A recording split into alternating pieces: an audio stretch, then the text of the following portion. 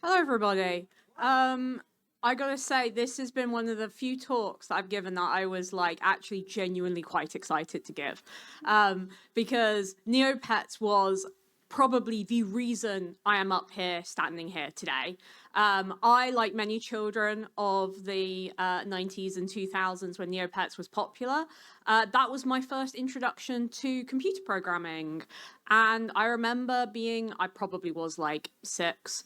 I remember going to my dad and telling to my dad, how does it know? And he was like, what? How does it know when I play the game how many Neo points that I should have gotten from that? He was like, here you go. Here's a book on HTML and PHP and C. My dad was a programmer, but he recognized that for the young age I was. And so I think one of the most surprising things about Neopets when I talk to people about it is they're like, that still exists? Yes, it's been trucking along now for over 25 years. And when I say trucking along, I do mean trucking along. Put your hand up here if you've actually played Neopets.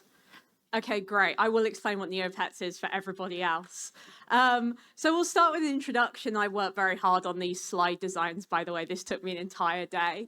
I was so happy with it. I'm like, this is going to be awful. So, hi, my name is Dr. Katie Paxton-Fear. I am a security advocate at SEMGREP. I used to be a security researcher and I used to be a professor in cybersecurity at a university. I got into programming as a child because of Neopets. And then after I went and I did a degree in computer science, I went and was a developer, and I realized I hated my job, and I quit, and I went to a PhD, and that's how I ended up in cybersecurity. But that isn't what I'm really qualified to speak about. Here is my active Neopets account. 15 and a half years. This is not my childhood Neopets account, by the way. I couldn't recover this. This is my teenage one. And by the way, I don't know. I have the Snowager avatar as well, okay? I went to the Snowager's cave every single day for 10 years for that avatar. So, like, I'm dedicated here. And this is my active Neopets bank account because, again, you wouldn't trust me about anything Neopets related unless I proved to you that I actually played the game. And so the reason why I want to talk about Neopets is because there is this great pipeline for people of my generation, particularly women, where early on in gaming and when computer science first got started out, computers were often advertised as toys, primarily towards boys. And Neopets wasn't. Neopets was actually very heavily marketed towards young girls instead, but it still had all of the same power of things like having your own custom HTML, being able to develop your shops and run a guild and all these kinds of things that actually turned some of the very first people who are kind of joining technology from potentially a background that isn't very well represented. But what exactly is Neopets if you've never seen it before? So Neopets was this browser-based virtual pet game that was really popular between the age of like 2002 to maybe 2007.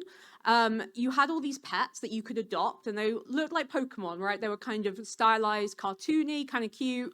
And you would have these flash games that you would do and get money. It had this world map that you could explore, and there were shops, and you could buy items, and there was the community side, and there were forums and guilds, and kind of very typical to what we might associate with like an MMORPG now, but like way more basic. And from all of this, and perhaps potentially what Neopets is most well known for is introducing gambling to children. Neopets has lots of gambling features, by the way. We've got horse racing, I'm not joking. You've got Wheels of Fortune are really common. The game Cheat, that's how I learned how to play Cheat through Neopets. And at the time, it was really popular, okay? It wasn't just gambling. It had these massive collaborations with places like McDonald's. It was bought by Viacom, who owns Nickelodeon. And this here is the kind of evolution of what the game looks like. This actually goes up to the present day. Some of the very kind of things you can notice in here, Neopets is very well known for its product placement. There's a lot of product placement in there. But honestly, it kind of hasn't changed that much. And Neopets has kind of become this weird time capsule because it is still around today. In 2024, Neopets celebrated its 25th anniversary. The actual website has been developed, forgotten about, developed again, hastily turned into advertising money. At one point, it was owned by the Church of Scientology. That's not a joke. It genuinely was. And it's become, as this money has been put into it and it's been purchased and people have tried to revive it, it's got this really weird mismatch of technologies with these kind of clear eras. And what will happen when you play Neopets is you'll be on one page, you'll click a button, and the design will suddenly completely change. Because what you've done is you've accessed a page that hasn't been updated since 2007. And I think it's a really interesting way to look at how far we've come in AppSec in general and look at some of the kind of history of AppSec and how we've kind of gotten to where we are today. And I want to start with authentication because Neopets has always kind of struggled with the fact that its core demographic is under the age of 10. And there was a lot of challenges there of dealing with quite a young user base. And so initially, this was Neopets' login form. Very basic. You type in a username and you type in a password. If you've forgotten the password, you do a password reset. But the username was something publicly facing, right? One of the other things that Neopets had to deal with was COPPA as well, which is the Child kind of Privacy Act in the US. And so I remember as a child asking my dad to fill out a permission form so I could access more areas of Neopets. But these passwords weren't hashed because, again, you are like dealing with, sorry, the rich sloggers come and give us 50 Neo points.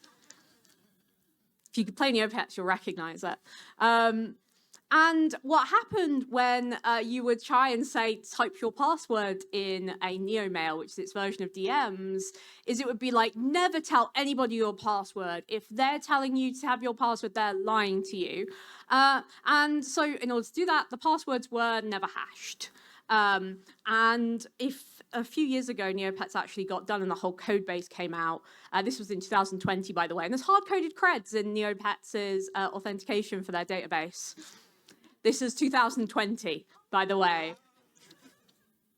Yeah. And so I want to take a quick detour, talk about the Neopets black market. I promise this is relevant. So Neopets, one of the more valuable things you can get are things called paintbrushes. And paintbrushes change the design of your pet. So you can go from, these are called the paintbrush gray that all look kind of sad, to these ones, the Dagarian ones that make you look kind of monstrous. There's mutant ones, Miraquan, which makes everything look kind of like fish themed. So a few years ago, I can't remember exactly what the year was, Neopets introduced a customization. So you could add like accessories onto your Neopets. But quite a lot of these paintbrush designs kind of had the pets in like unique poses. So you couldn't like apply clothes to them very easily. And Neopets introduced this feature of what's called unconverted and converted pets. And so it went from these kind of unique poses that you see on the left to every pet being exactly the same pose. And typically, even for like different species, if they're four-legged, they've got all four legs on the ground. And because it was the user's choice to convert a pet, these unconverted pets were worth quite a lot of money. Now, remember, you're dealing with a username and password that looks like this, that is designed for children. And these were going for like hundreds of dollars. Like, I cannot stress how ridiculous the unconverted pet craze was. And so what was happening is people were brute forcing really old Neopets accounts because they were probably owned by children and didn't have very good passwords to get their unconverted pets. Now, in 2022, Neopets had another massive data breach where their entire database got leaked on info leaks. And you can see here like how much they had. Usernames, emails, passwords are in there, date of birth, location, country, last login time, bunch of different data. And this is when Neopets finished their forensic investigation, what they said. So that is username, date of birth, gender, IP addresses, Neopets PIN, which is another form of password, a hashed password, and then for players that played prior to 2015, non-hashed passwords, because again, the passwords were not hashed until 2015. Now, something really funny, this is on Neopets' account security. This has been here since like 2007. Contrary to what most people claim, nobody has ever hacked Neopets. The only means in which a user can have his or her account stolen is by somebody else when they give out their password.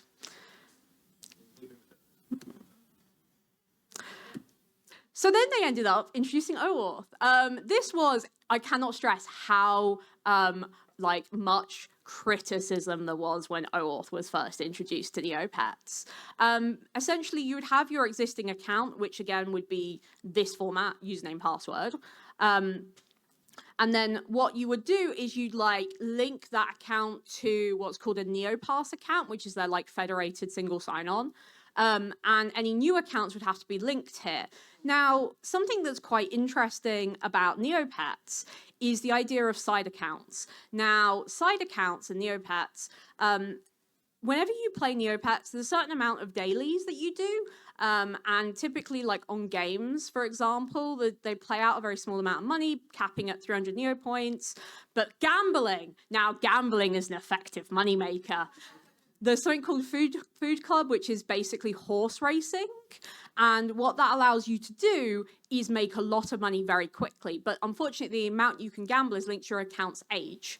So newer accounts don't get as much out of this as older accounts do. So one thing that Neopets has always historically struggled with is people having multiple accounts to get a lot of money or to do the Wheels of Fortune where, again, you get very expensive prizes.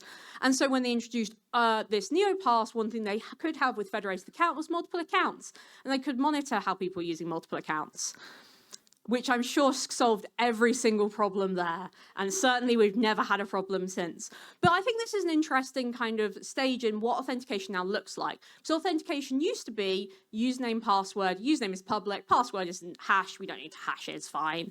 To now having these federated logins where you've got things like integrating with Facebook, Apple, Google, etc., or having the option to have multiple accounts now and recognizing that is a way people play the game. Something that's quite funny is that Neopets has a lot of rules about what you can do on a second account and absolutely no enforcement of said rules. For example, you can't get bank interest every day on a side account. Let's talk about Flash.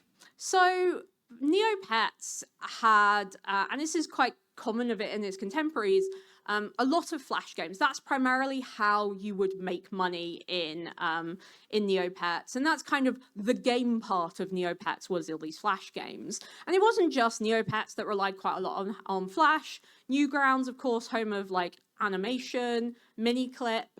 Many of these were home to independent Flash games and animations, but it did push animation forward.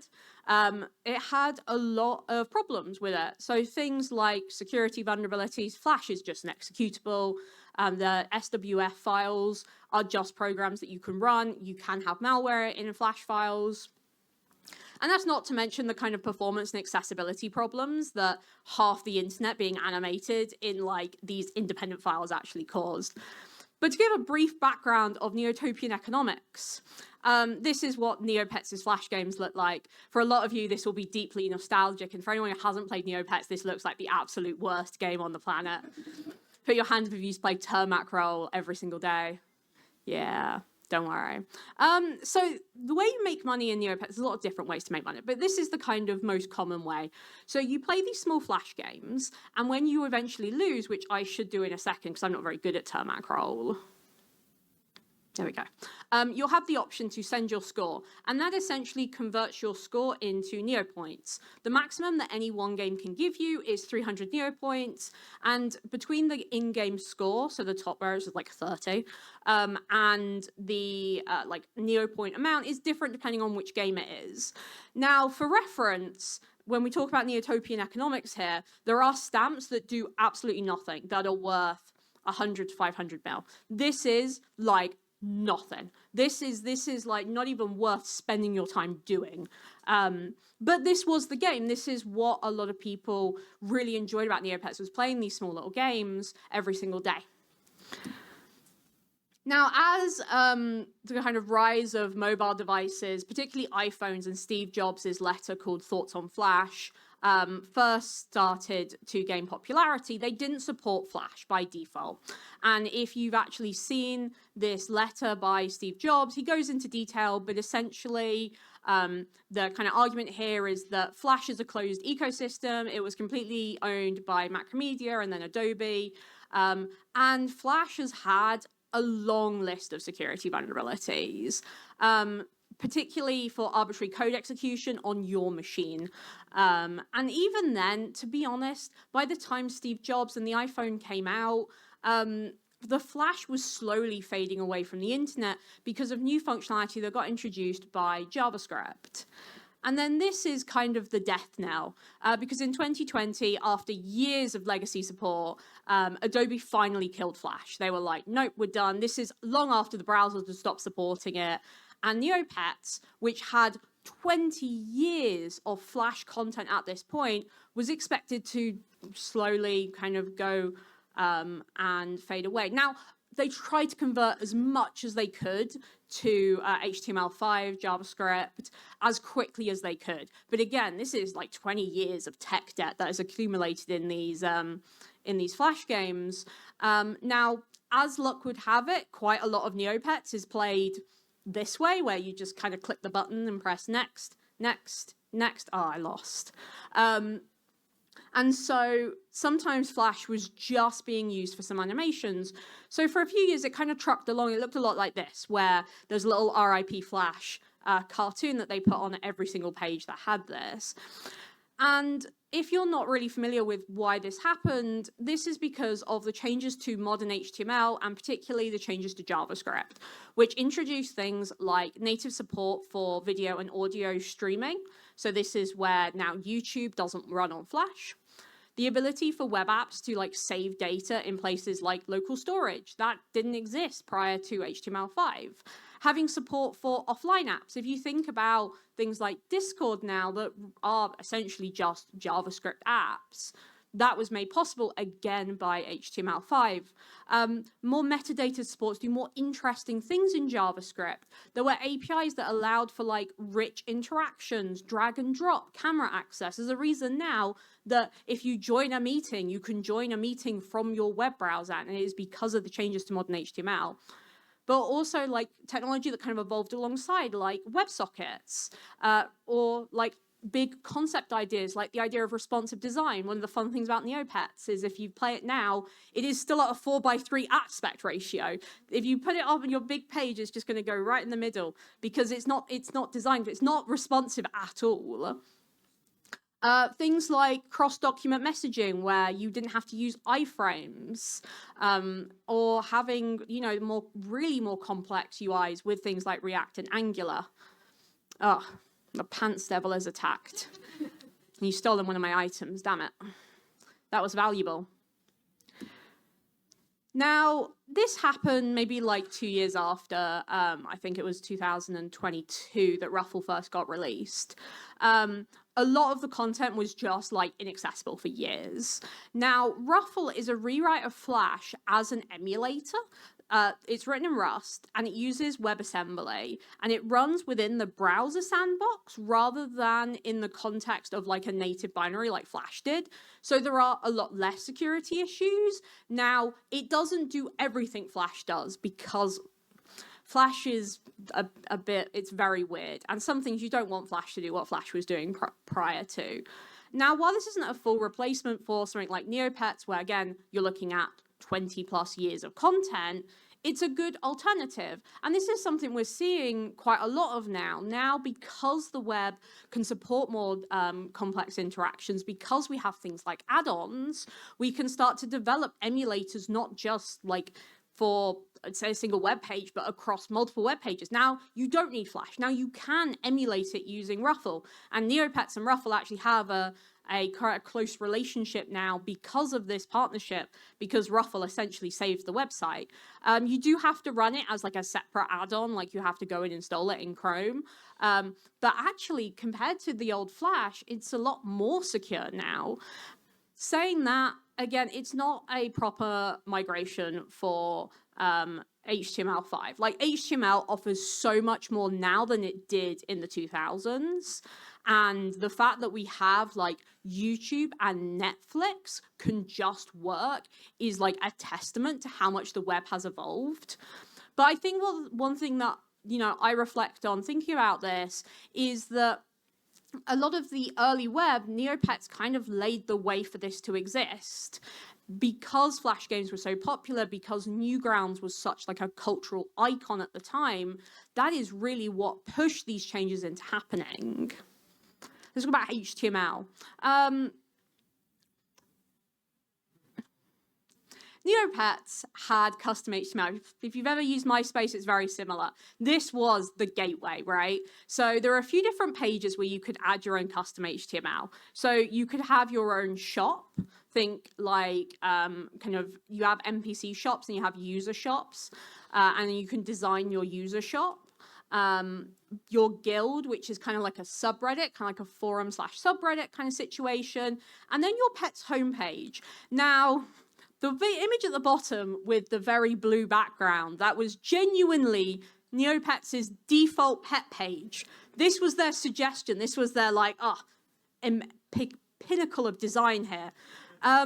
But these were like actual full-blown websites, right? So these were actually some of the very first like free web hosting you could get is by signing up to Neopets, creating a pet page, and then there you'd be able to host your website. And a lot of non-Neopets content was actually hosted on these pages.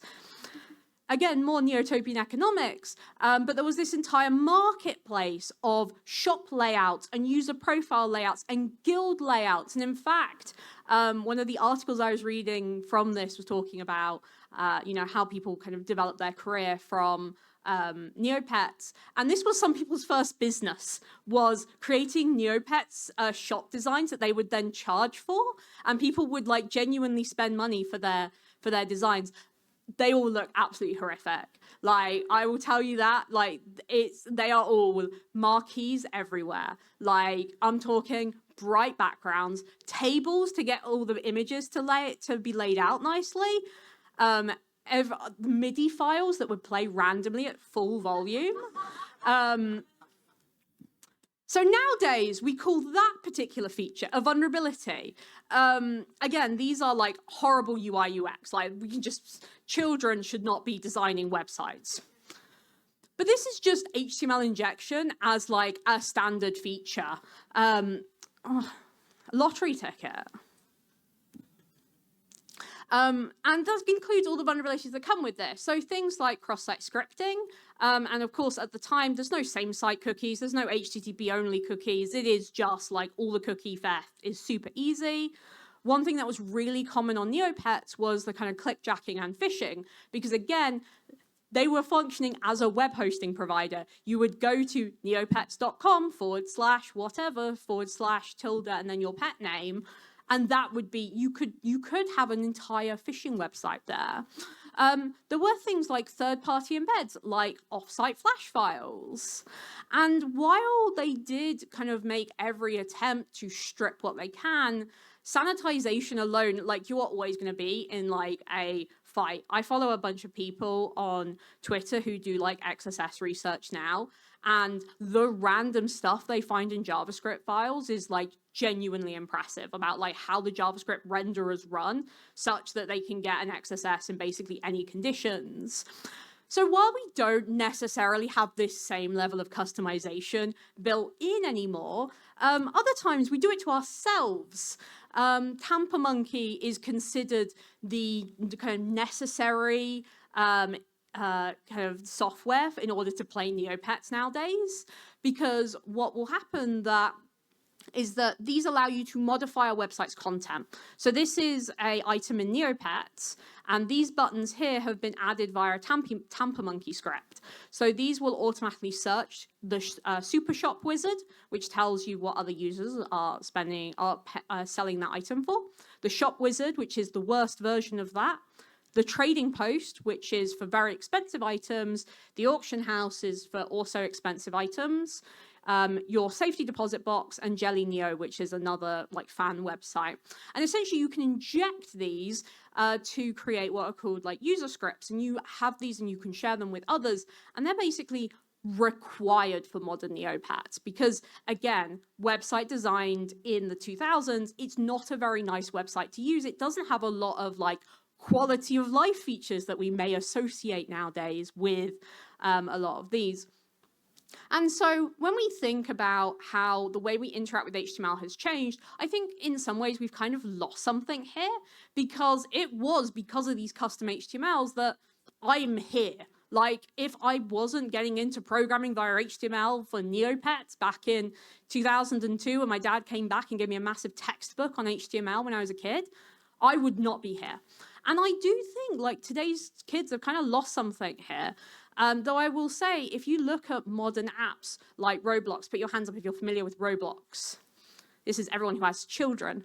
But Roblox allows people to do something very similar. So Roblox is like, it kind of looks like Lego, but it allows people to create their own games. And a lot of kids are getting into programming now through Roblox and creating these games. And so in some ways, I think we have lost something in the kind of HTML injection, but I do think we've kind of gained something now in kind of creating the very first hackers. Let's talk about CAPTCHA and bots. Neotopian economics again. So this is a shop. So remember I talked about stamps. I said that stamps do absolutely nothing. They are literally just collectible, and they go for millions of Neo points. Like, this is how you want to make cash in Neopets. This is how you do it. And the way these items work is they're up for sale in NPC shops, and these restock. It says every 8 minutes. It lies to you. It doesn't mean every 8 minutes. It stocks randomly. But they sell stamps at a really cheap price. So, for example, I took this, by the way, on the flight here. And when I was in my flight, I saw this stamp. So when you look this up on like third-party websites, see how much it actually is worth, you'll see this is worth 1 million Neo points. I was on plain internet. I'm not beating out the bots for that stamp. And so the idea is that if you spot one of these rare stamps, you can buy it for cheap in the shop and then resell it yourself to get a lot of money. And this is how people actually make money here. As you can see, it sold out. Now, Neopets says no cheating. Cheating is bad. And as we know, these kinds of warnings always stop hackers from doing anything. They look at that sign and go, oh, damn. And so while bots are definitely against the rules, there are these user scripts that you can use that will do things like this. So they will highlight for you rare items in the shop, so that way you can buy them. Now, what do we use if we don't want people to use bots? We use a CAPTCHA. So CAPTCHAs are designed for it to be a challenge that machines can do, the machines can't do and that they're bad at, but that humans can do.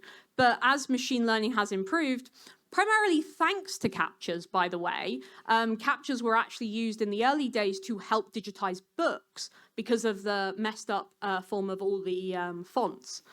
CAPTCHAs have evolved over time, and so we see a lot more of these kinds. Things like I'm not a robot, tick yes. Things like people will ask you to do maths, bots can easily do that. We're also now training self-driving cars by teaching them what traffic lights look like. But Neopets still has this particular CAPTCHA, which is an image with a pet on it, and it says, find the pet on the image. And so what people do when they're botting is they make the background white so they can really easily see the pet. But this is kind of ridiculously easy to do, right? Like, this is not very challenging. And if we think about the future, I don't know if anyone's seen rentahuman.ai. This was popular a few days ago. Somebody has created a new application where AI agents can rent humans via an MCP server. And you can get a human to go and hold a sign up for your AI agent. And CAPTCHAs have become more and more difficult because of this and because of how easy it is for bots to actually complete these CAPTCHAs. And now we have these ones where you have an animal or a 3D model of some description that you have to rotate to face a specific direction. The idea here is that it's supposed to be more and more difficult for bots. Again, Neopets, we are still using click on the correct pet in the field of pets. It's a very, very simple, straightforward CAPTCHA.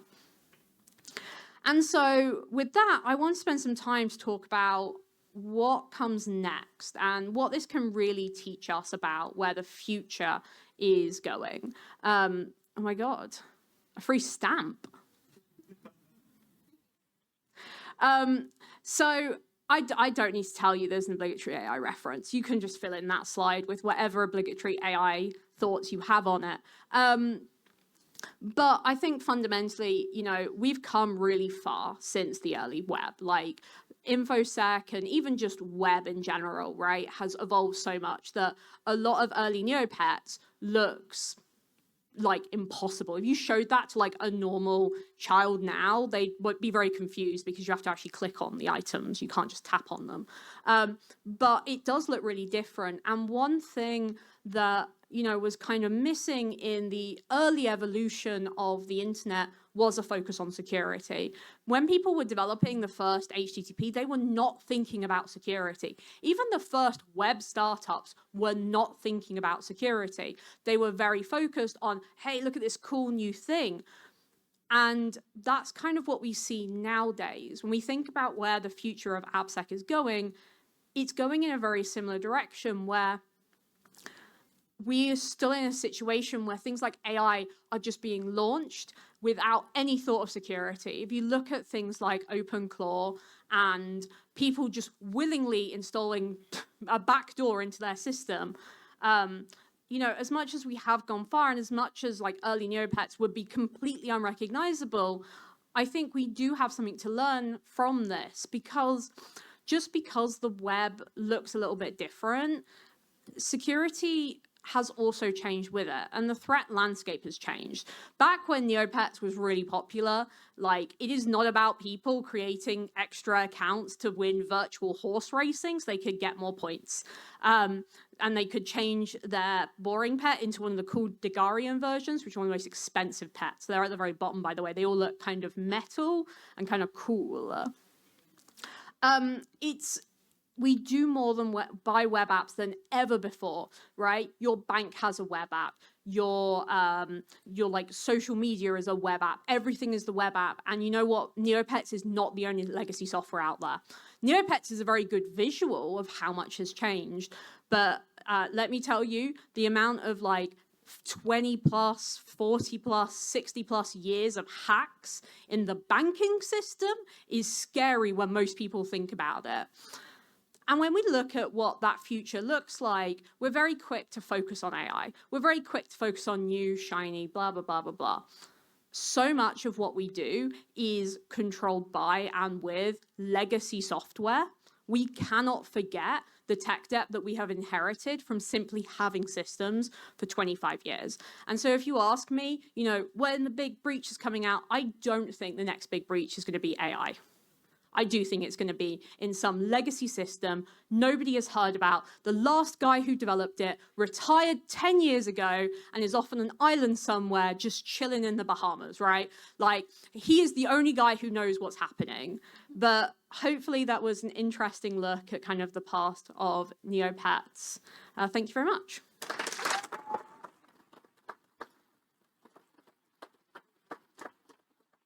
I have a ton of time, so if people have questions, yeah, go for it. Yeah, go for it. First one, you mentioned Ruffle. Yeah.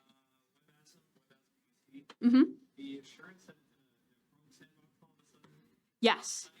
But I guess my question is any of the Flash content developed by users, or is it only published by users? it's only on Neopets at the moment. It's only published by Neopets itself. It's not. It doesn't work like Newgrounds where you can upload your own Flash files. As for how Ruffle works, Ruffle technically works in the same like browser sandbox. The difference being is that is your Chrome sandbox rather than Flash, which used to run natively on your Flash binary on your machine. So like there's that extra layer of browser because before it was literally just running random programs. The what? Oh, this one with the edits or my version on the platform? Yeah. So below, right above the content inventory. Yeah. Can you explain the inflation? Oh. So it's a made up number. It doesn't actually mean anything, but it's how Neopets adjusts its prices. So over time, like actually Neopets inflation is much, much higher than that number is. Just like regular inflation, right? The government telling us that inflation is 1%. But yeah, that's how much the NPC prices go up by versus the user prices. In reality, the user prices at the moment to be considered like a well-off Neopets user, you're looking at like at least like 5 million, maybe 10 million Neopoints. Yeah. But the thing is if, by the way, if you have an old Neopets account you haven't accessed in a really long time, you can do Food Club. So that's the horse racing stuff and like print money. You can print thousands of Neopoints every single day with it. Yeah. I also burned my brain on RuneScape as a kid. Is there like a discontinued items sort of presence on Neopets? Yeah. Yeah, so a lot of stuff hasn't been released in years, and that's why they cost so much. Neopets sometimes re-releases things, which has led to a lot of like prices like cratering, especially in the past like 2 or 3 years. One thing that Neopets doesn't really have is an active like retro or private server scene.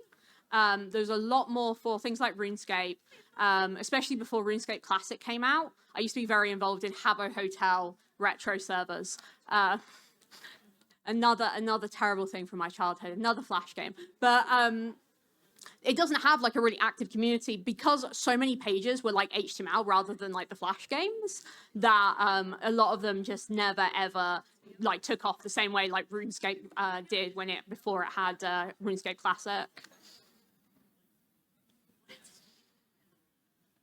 Any other questions? Yeah. To say you didn't really get into it very much, but there is a secondary market for these items. Yes, yeah. So technically it's completely against Neopets rules and they ban your account for it. Practically, yeah, there's a big secondary market. Different Neopets are worth different amounts. The kind of main kind of economic indicator is paintbrushes. So paintbrushes tend to have a very steady price in Neopets. And so a lot of people will buy vast quantities of paintbrushes because multiple paintbrushes can be used as like a higher denomination of Neopoints. It's very silly. Is it like selling Counter-Strike skins? Yes. It's like Counter-Strike skins, but you're not supposed to do it. Because Neopets doesn't like it when you do it. My girlfriend granted me a rainbow paintbrush and I lost my brush because of that. Oh my gosh. It's a nice paintbrush as well. Yes. Do you have any more details about how people went about the brute forcing before they introduced the NeoPass? Oh, it was just standard brute force.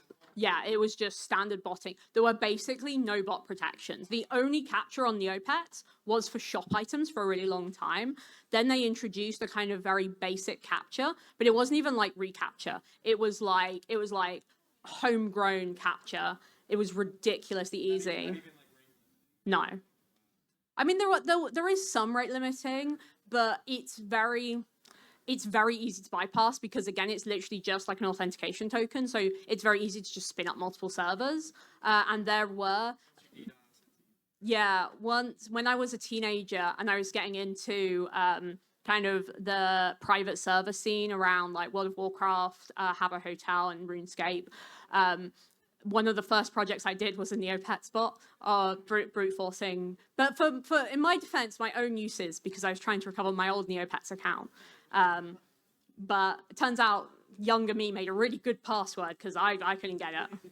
I've got a feeling it was Katie is so cool, because there was a Neopets website which used to host, and I'm pretty sure that was it. Yeah. So when you mentioned the source code breach and also just how many games of chance there are on the website, have there been any operations that have gone into meeting the RNG required to operate those games of chance? It's not even, the games of chance are not that hard. So, hold up.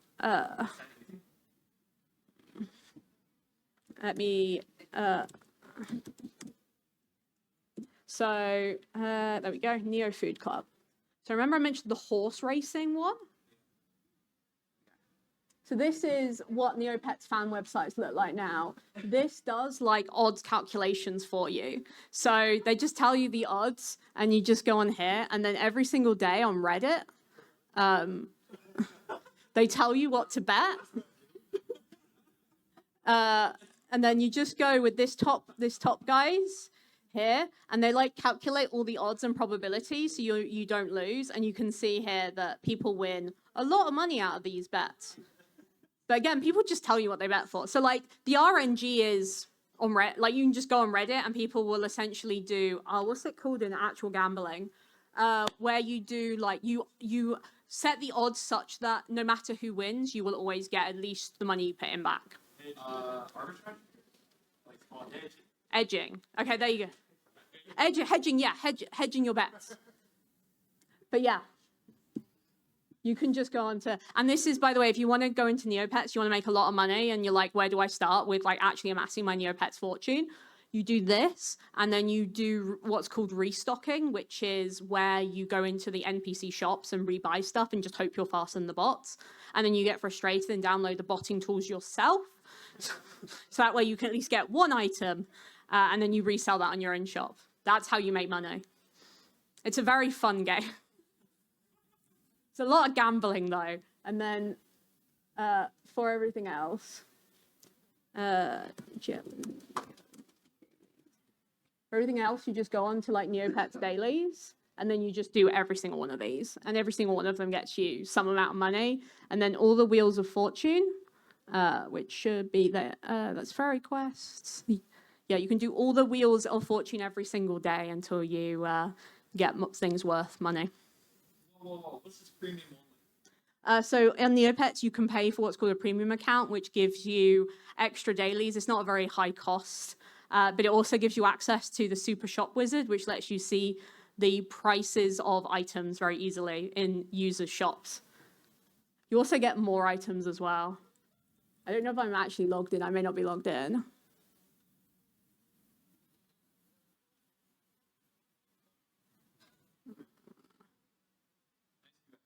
It's horrible. It's genuinely horrible to use. Like, actually horrific, Neopets.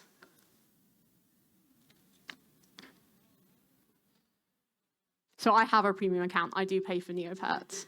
As horrible as I'm saying, I do in fact pay for it. I think I want to say it's like $10 a month. It might be less than that. But this is what you get access to. You can put in items here. By the way, these are my pets, okay? I've got, yeah. But yeah, premium's here, and then premium you get, actually, I might have some, I actually don't think I have any inventory. Premium portal. There we go. That's what you get if you're a premium member. You get scratch cards. Oh, I forgot to mention the scratch cards. Where's the, oh no, that's the game. This is what I mean by the fact that Neopets is designed something massively changed. I've got 33 scratch cards. There you go. This is the canon Neopets experience.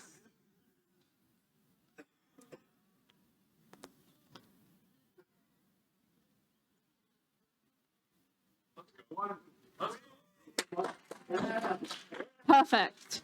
That's probably worth absolutely nothing, by the way. They are very cheap. Anyway, yeah. Real quick, current owners of Neopets are Yeah. like former fans that want to. Yes. Yeah, so essentially what happened is Neopets was started by 2 British people at university. That then got purchased by a Scientologist, one of the leads of Scientology, who bought it as an investment. And by the way, Scientology stuff never actually made it into Neopets that entire time. It had like vague hints, but then it was bought by Viacom. Then it was bought by some other investment firm. But yeah, it's gone through quite a few owners, and now it's called Neopets Revived. It's now owned by a lot of people who were fans as children who are trying to just keep the website trucking along. They have updates. Like they have a Discord server. It updates like all the time. Over December, you could have signed up for the Advent calendar and got a free item every single day.